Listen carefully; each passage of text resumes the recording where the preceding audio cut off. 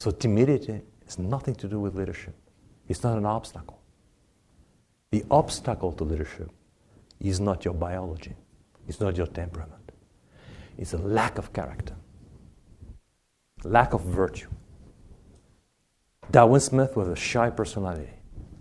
When Jim Collins went to see him for the first time, when he wrote this book, From Good to Great, he didn't understand. How is it possible that this guy did what he did? Why? Because the first thing you see in a person is temperament. When you spend 3 minutes with somebody, the first 3 minutes, what do you see? Temperament, biology. You can see very quickly if he's shy or not. This you can identify very quickly. But you don't know if he's courageous, if he has self-control, if he's magnanimous. You have no idea. You have to see him in action. You see what I mean? You have to see him or to see her working in action during a period of time, at least 6 months, 1 year. Because these are stable habits of character. They are not emotions. You see, so the first impression was, oh, how is it possible? You see biology. So it is important for us to know our temperament well in order to understand what are the virtues we have to develop. If you have a tendency towards, by nature, towards timidity, you have to develop daring, which is a part of courage. You have to think, I have to dare more. And in order to be prudent, for many people, to be prudent doesn't mean to think more. It will mean to make a decision now, not tomorrow. Big crisis of leadership is a crisis of prudence, not only of magnanimity. People, because of their rationalist education, they want to be sure 100% that the decision they're making now is the right one. But you can't be sure 100%. When you're dealing with people, how can you be sure? People are not instruments. They have a free will. You have to take a risk. If you're not able to take a risk, you will never become prudent because you're not able to make decisions. And we see this in many people with this, see this, because of the rationalistic education we've had in the 20th century in schools, people lose intuition and lose the capacity to take risks when it has to be taken because it's worth taking a risk. And then they let opportunity, incredible opportunity, disappear and they don't use it. And great things could have happened, but they don't happen because people are not acting in time or just not acting. A magnanimous soul, magnanimous person, he thinks in terms, not in terms of the evil that people do in the world. He thinks the evil that is in the world is the good that I am not doing. He feels responsible for what's happening everywhere. He's a doer. Magnanimity is a virtue of doers. So such a person, a magnanimous person, he thinks, if things go wrong here, it's not because the Marxists are doing that or Hitler is doing that. It's because I am not doing what I am supposed to do. And he has a very positive vision of life. He's not of accusing people around, accusing himself. The evil is not the evil others do. The evil is the good I am not doing. He sees life in this way. It's a beautiful way of seeing life because you really do things when you have this mentality. You want to achieve greatness for you and the others. And then you have another vision of life that is very optimistic, full of hope, of human hope. Leadership is about hope. It's about greatness and hope. So it gives people a very positive vision of themselves, of the others, of the world. And it brings them towards action. Magnanimity brings people towards action. That's why we say it's the virtue of hope. Because you have hope that you can achieve it, that you do things. Desperation is that which it's the vice of the small-minded people. They think, I cannot. Because of desperation. They underestimate their capacity for actions. And then they focus all the time on their defects and they do nothing. Small-minded people see evil everywhere, even in themselves. And they don't see the good things that they could do, they would have to do. It's another way of seeing life. So I conclude here with this idea that leadership is much more.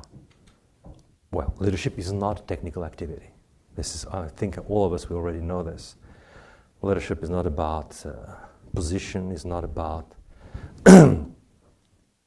techniques, and it's not about manipulation, obviously. If we don't have character, we will have a temptation to use manipulation. Why?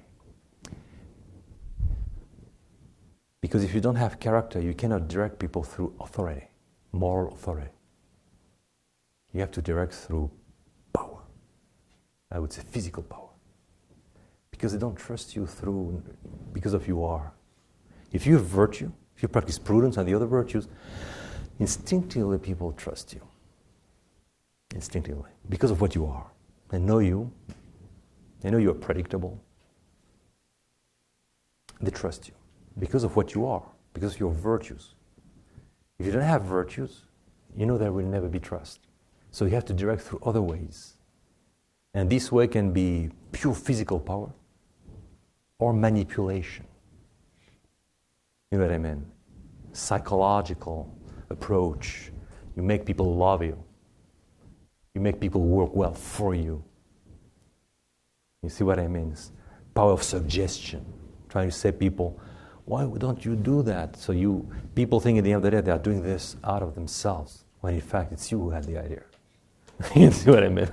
You have many, many instruments of manipulations. There are many of them. People use them, and they know them very well, when they have no character.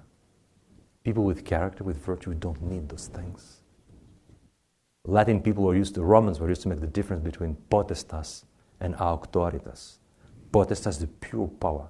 It's the power that's written on your visit cards.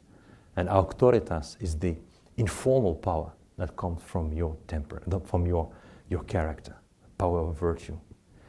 So if people don't have character, they use manipulation. This is the way for them to direct the others. And that's why we have so much manipulation in the world nowadays. So I'm heading here saying that leadership is not a technique. Leadership is not only a spiritual activity. It is a real ideal of life. It is the ideal of the greatness of man.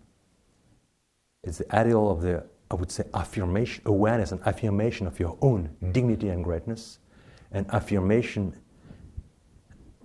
awareness and affirmation of the dignity and greatness of the others. And with this, we finish. But you see with that, the beauty of leadership. It's much more than what people are saying. It's much more. It's a life ideal. It's a desire to have a full life.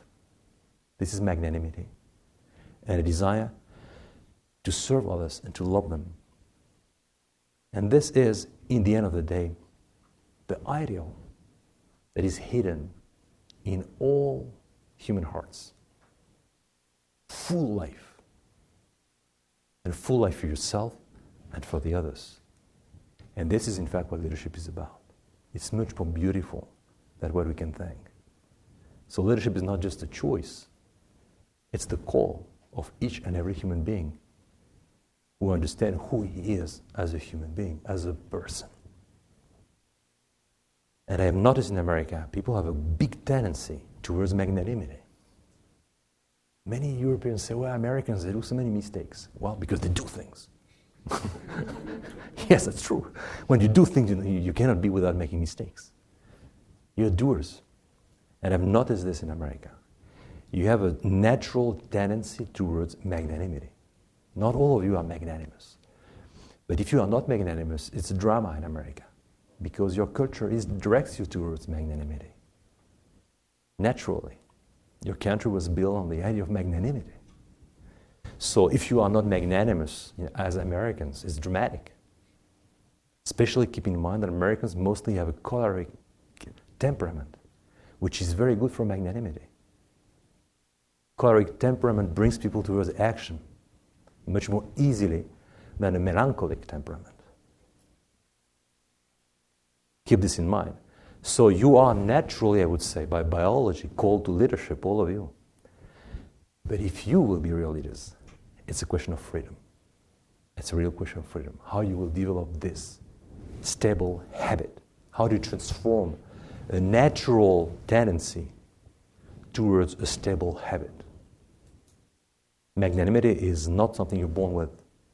I repeat, it's not a passion, it's not an emotion. It's practice of a precise virtue.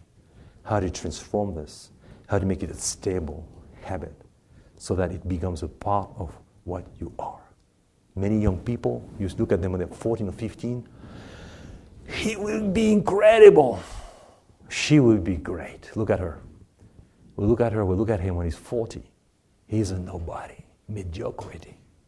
And you see a lot of people, 14, 15 years old, say, poor boy, poor girl. What's going to happen to her? We will have to help her a lot. Nobody helps her. When she's 40, she's just incredible. What has happened?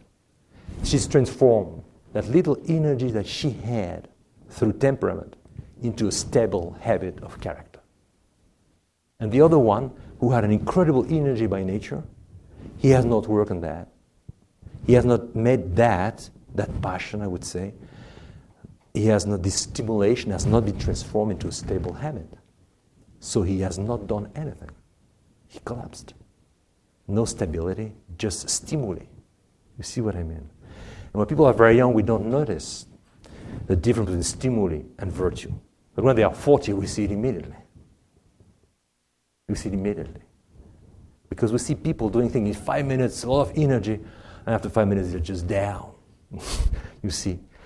So, I will have to conclude with this nice note. There is here a natural tendency, biological, cultural, towards magnanimity. The challenge is, how do you transform this into a stable habit of character? How does this become a virtue for you and for the people you are in charge of? Thank you very much.